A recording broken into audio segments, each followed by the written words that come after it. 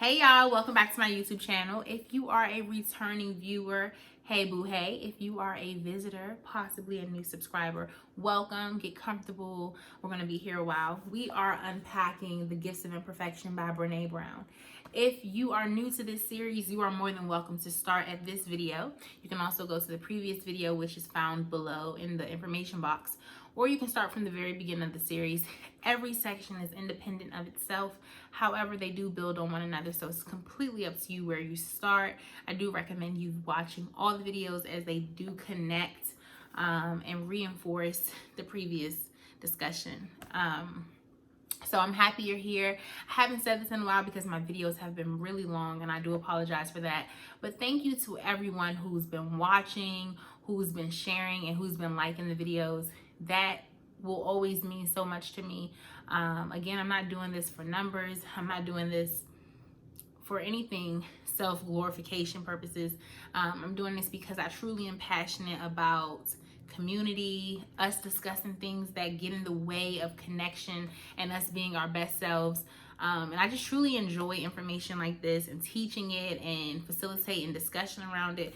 And so I'm just happy that you've decided to hang in there with me as I journey through the book. I was talking to my mom the other day, y'all. Now she's a avid follower of this series. Okay, let's be clear. She watches my YouTube channel. She's like, this book is going on for a long time. And I'm like, listen, Linda, we have a lot to cover and unpack and talk about. She's like, that book must have 1,000 pages. I'm like, it doesn't. And so I'm super excited though, because I do see this being something I continue once we finish the book, because the reality is, as people, we are forever evolving, and we can choose to stay stagnant in our personal development, or we can aspire to continue evolving, both independently or like privately, but also in our groups that we are connected to collectively. And so I always encourage you to share the videos with people who you know, at least 1 or 2 people, because the reality is everyone needs to hear this. Everyone needs to talk about these things.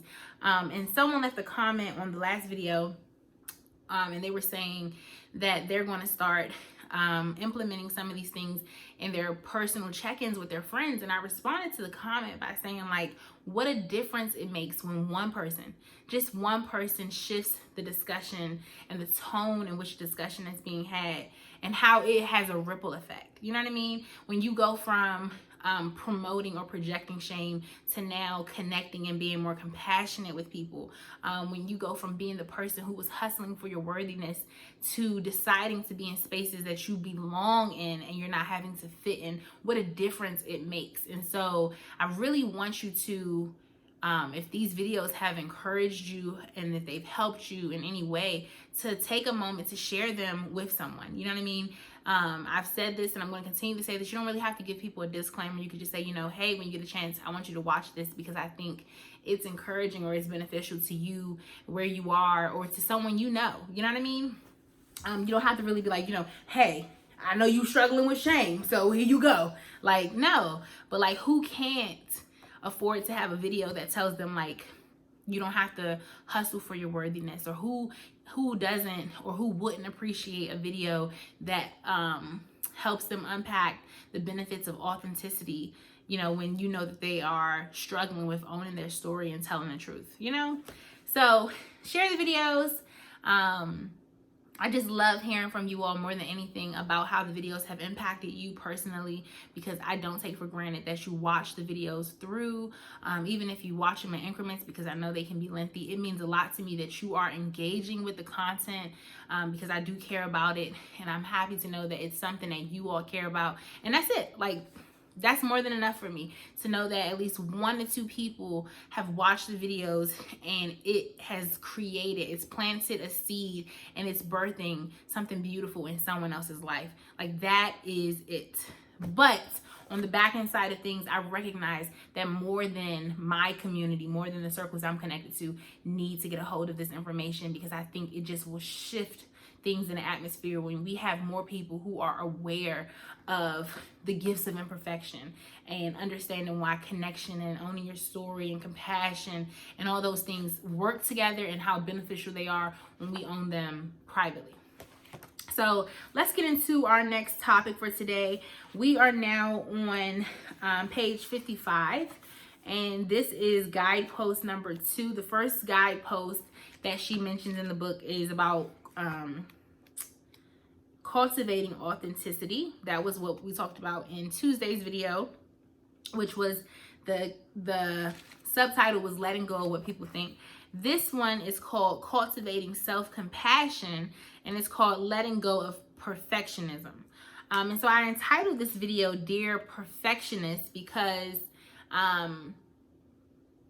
that's who and what we're talking about. But I just want to put it out there, and I had to learn this while reviewing this section, that everyone has a level of perfectionism within themselves that they struggle with.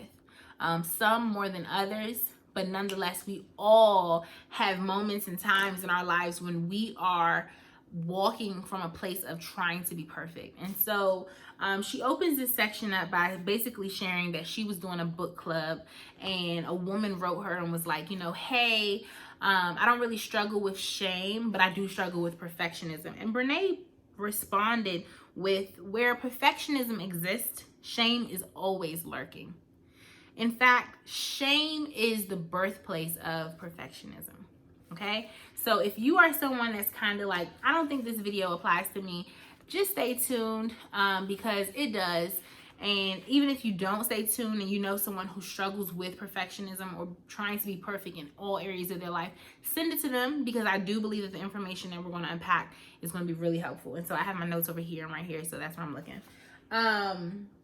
So before developing a definition for perfectionism, what I really appreciate that Brene did was that she first wanted to address the myths around perfectionism. And so I'm going to read those, and as always, I'll read them, we'll talk, yada, yada, yada, okay? So the first thing she says is perfectionism is not the same thing as striving to be your best. How many people did not know that? I always felt like people who were perfectionists, or that I thought were like, oh my God, they're just so hell-bent on things being perfect, was stemming from a place of excellence until I read this section. And it's completely changed my mind about even how I saw them, because the fact that I would think that perfectionist or the act of perfectionism was rooted in excellency meant that I encouraged that behavior, probably even cheered it on and admired it. And now this myth is helping me to like look at it from another point of view. Perfectionism is not the same thing as striving to be your best. Perfectionism is not about healthy achievement and growth. Perfectionism is the belief that if we live perfect, look perfect, and act perfect, we can minimize or avoid the pain of blame, judgment, and shame. She says it's a shield. Perfectionism is a 20-ton shield that we lug around thinking that it will protect us, when in fact, it's the thing that's really preventing us from taking flight. So that was the first myth. The second myth, she says, is perfectionism is not self-improvement. Perfectionism at its core is about trying to earn approval and acceptance. Most perfectionists were raised being praised for achievement and performance, such as grades, manners, following the rules, people-pleasing, their appearance, and sports. Somewhere along the way, we adopt this dangerous and debilitating belief system. And this is what a perfectionist will develop if they have been praised for some of the things that I've mentioned. That's just some of the things, not all the things. I am what I accomplish and how well I accomplish it. She says, please perform and perfect. That's what a perfectionist struggles with. But I love that she has these two different terms that you can balance the two out. Healthy striving is self-focused. When you are healthy striving, it is self-focused. It poses questions like, how can I improve? Perfectionism, on the other hand, is focused on what will they think. Whew. Y'all can't tell me you can't find yourself in here. Perfectionist mindset is concerned about what people think about what you're presenting, the presentation, the product, the finished product. And so You miss appreciating, even developing and producing something worth looking at because you're so bent on what will they think. Healthy striving is how can I improve? Oh, I love that so much, y'all. I love that so much. And so what I love is that she also goes into how perfectionism or perfectionists struggle with life paralysis.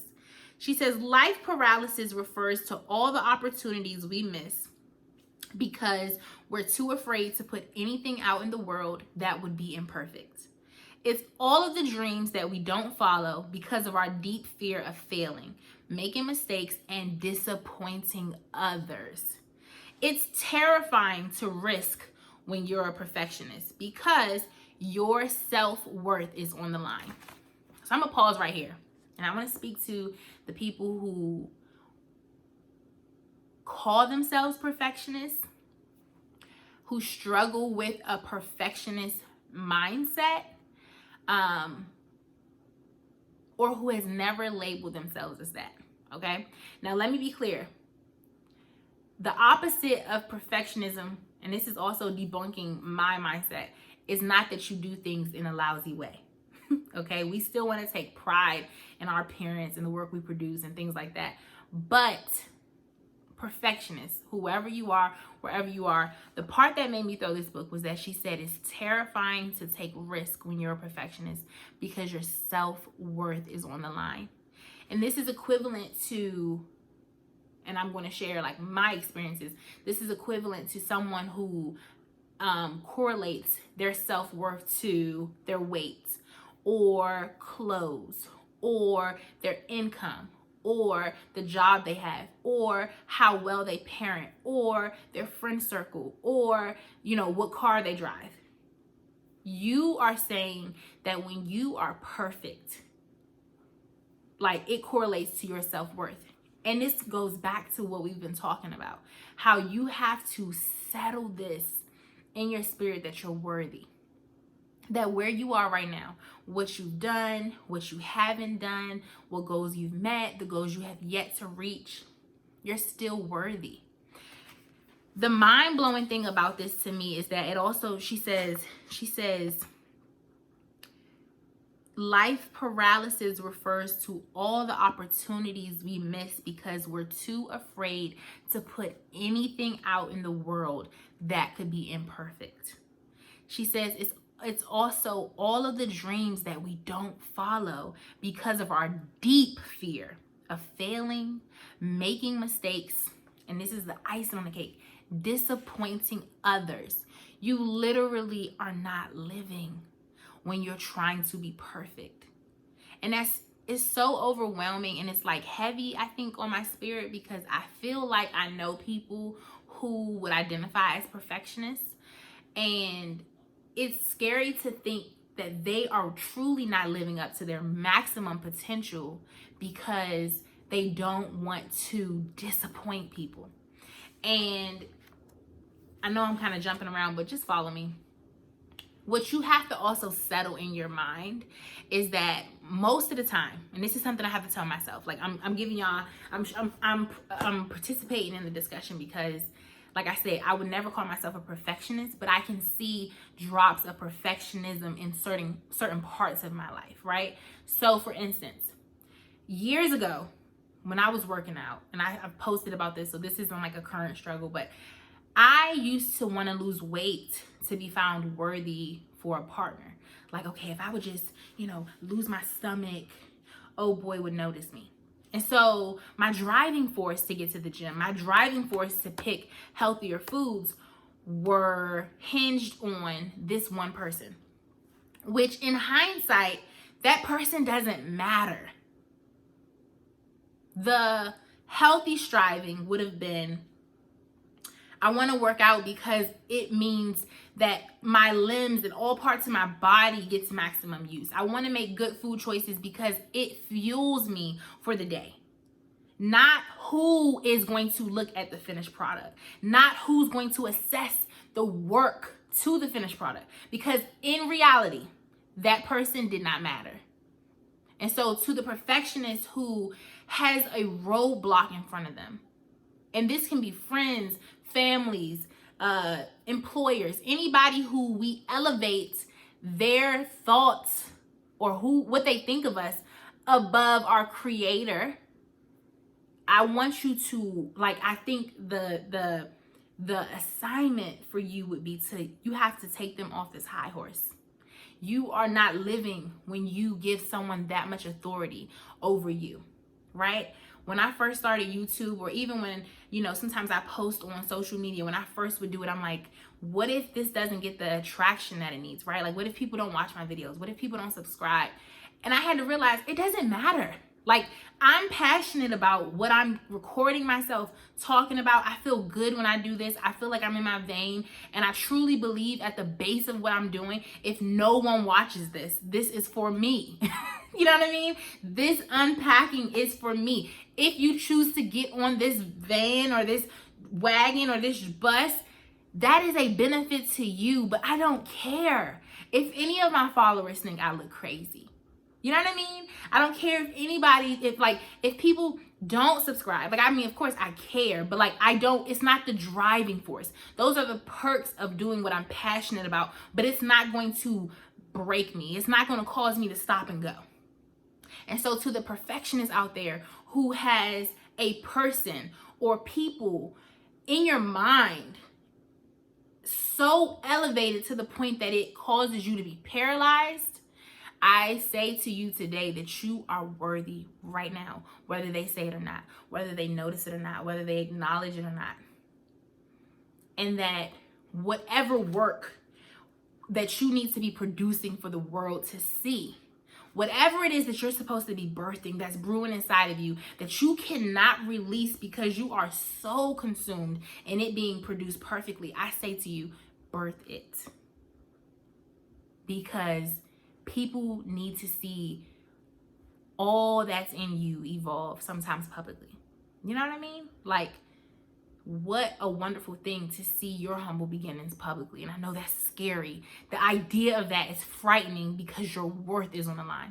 But again, you're worthy right now. So there's nothing you can produce or put out into the world that's going to change that fact. Those two things are not synonymous. You are worthy. You can drop as many balls as you want, but your worthiness stays intact. I hope that makes sense.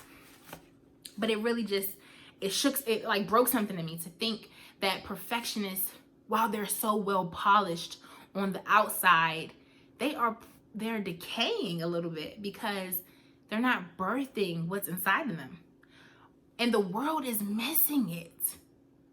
To think that we're not getting what's inside of you because it's not finished. And you know what? I know I'm going on a rant, but it's so, like, it's just heavy. This also disconnects you from connection. Trying to present a finished product and a perfected product disconnects you from people who are showing skin and leg. You know? And I'm talking to myself. Trust me, I'm talking to me. People need to see that you're human. There's connection in that right there. And so when people only see, perfected products, it's like you're almost like a robot. And so there's a disconnect. There's an emotional disconnect that you're not allowing to happen because you're only showing people finished work. Which, you know what? If you are this hard on yourself, the things you produce, you're probably still not maximum proud of. You probably still find things in it that's like, ugh. So to the perfectionists out there, if I'm in your business and I'm making this uncomfortable, I say to you, it's okay. It's okay. You got to do the work. You gotta do the work. And you gotta just do the opposite of what fear is whispering to you. And you have to cancel out the people that prevent you from really moving forward aggressively into what you've been called to do and what has your name on it and what you're passionate about, because those people don't matter. Those people don't matter. Those people don't matter. You know what I mean? Like, when I go to post pictures of me and my love handles are showing and my belly might be peeking out, or maybe you see that, your girl gained weight, I'm thinking about all the people who matter and I'm canceling out anybody who doesn't. And that's a decision I have to make every day, right? But it's a decision that I make. I don't care that this person thinks my content is crazy. I don't care that this person wish I would be quiet, because there are people who are faithful in supporting what I put out. There are people who love and can get through their day with what I post. And so we're going to cancel out these nobodies, these critics that we sometimes create in our head. And we're going to focus on those who do, those who will, those who love. That's it. Because that is where my momentum continues. That is where my product evolves. That is where I get to practice and perfect. Not that way. All right. So then she says, after she debunks all those myths, after she tells us about these myths about perfectionists, she comes up with the definition about perfectionist. The first thing she says is perfectionism is a self-destructive and addictive belief system that fuels the following thought. If I look perfect, live perfect, and do everything perfectly, I can avoid or minimize the painful feelings of shame, judgment, and blame. These are definitions for perfectionism and the way perfectionists think, believe, things like that. So perfectionism is self-destructive, and it's an addictive belief that you will minimize and avoid the uncomfortable feeling of shame, judgment, and blame. She said perfectionism is self-destructive simply because there is no such thing as perfect. Perfection is an unattainable goal. Additionally, perfectionism is more about perception. We want to be perceived as perfect. And again, this is unattainable. There is no way to control perception, regardless of how much time and energy we spend trying. I want to say that one more time. There is no way to control perception, regardless of how much time and energy we spend trying. You cannot control how people see you. So one person might be like, oh my God, you are perfect. Another person might be like, you're anal, your personality sucks, I'm out. And both times you were trying to perfect the image. And I hear that there is some control. Like perfectionism is also attached to a level of control because you're assuming what, and I'm not laughing at you for the person that might be saying ouch to this video. That's just like my process. You're assuming that what you perceive as perfect is what the world will perceive as perfect. And that is bondage. To think that your perception of perfect is what the world will see as perfect. It makes me think about when I go to the art gallery. I love art. If anybody knows me, I don't think I say that a lot out loud, but like when I travel alone or even with people, I love going to art museums. I love seeing how this will be an item, an exhibit, and the museum will say, here we have a piece called Survival. And to whoever approved of this water bottle being an exhibit, they saw art. But I'll come in and I would not see this as art. But that piece would expose me to possibly seeing it as art. You get what I'm saying? Like, I would have never submitted this to a museum. But someone else was like, it's done. It's perfect. I'm going to submit it. And it was approved. And so it's bondage to assume that what you think is perfect, that everyone's going to see as perfect. And it's limiting to assume that what you don't see as perfect, everyone's not going to see it as perfect. Because some people came in and was like, I love it. I love it. I love it. And somebody else just walked past that bottle like, I'm not going to consider that art. I'm not paying $15,000 for that. And I love that. I love going into art museums because it literally reminds me anything is possible. Anything is possible and everything is art. The difference in who makes the exhibit and who doesn't is probably the person. believing in themselves, not them being hard on themselves, but believing in themselves. Okay, this one, y'all. All right, so then she says, perfectionism is addictive because when we invariably do experience shame, judgment, and blame. So when we do, perfectionism is addictive because when we do experience shame, judgment, and blame, we often believe it's because we weren't perfect enough. So rather than questioning the faulty logic of perfectionism, so instead of you experience shame, judgment, and blame, instead of you questioning the logic of the situation, a perfectionist becomes even more entrenched in the quest to live, look, and do everything just right. So instead of you taking a moment to breathe and saying, okay, I'm experiencing shame. Let me unpack this. I'm feeling judged. Let me explore this. There's something in you that's like, let me prove even more to this person or this scenario that I'm worthy. So it goes back to hustling for your worth in a space that really requires you to just slow down and assess how logical is the situation. Lastly, she says, feeling shamed, judged, and blamed, and the fear of these feelings are realities of the human experience. Perfectionism actually increases the odds that we'll experience these painful emotions and often leads to self-blame. So it says things like, it's my fault, I'm feeling this way because I'm not good enough. So I was going to talk about the solutions to perfectionism, and I may still do it. I'm just going to pop it in this video because I don't want to leave you with the ouch feeling like that's corny. But what she does say, before I tell you the solution, she says, understanding the difference between healthy striving and perfectionism is critical to laying down the shield and picking up your life.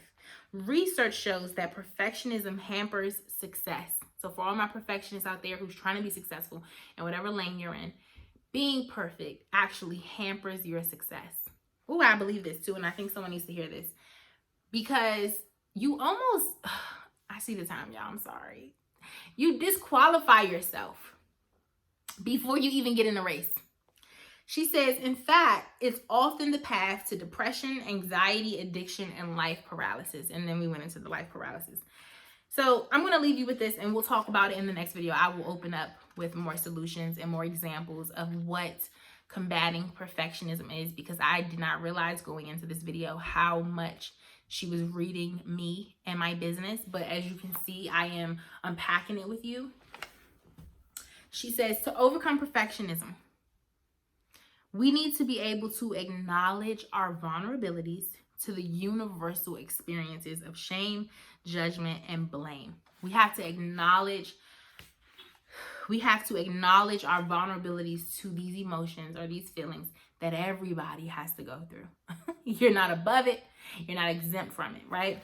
And she says you have to develop shame resilience. If you have not watched the shame resilience video, get into it, okay? And she says, and practice self-compassion. This is how a perfectionist cancels that lifestyle, cancels that behavior, cancels that mindset. Okay? So, as always, share this video. I've been putting a mandate out. Share the video. Share this video with 2 to 3 people. If you have watched my videos and you have not subscribed, hit the subscribe button so that you don't miss an upload. Hit the bell so that you don't miss it. But definitely subscribe. And I will see you all in the next video. Have a wonderful weekend. Bye.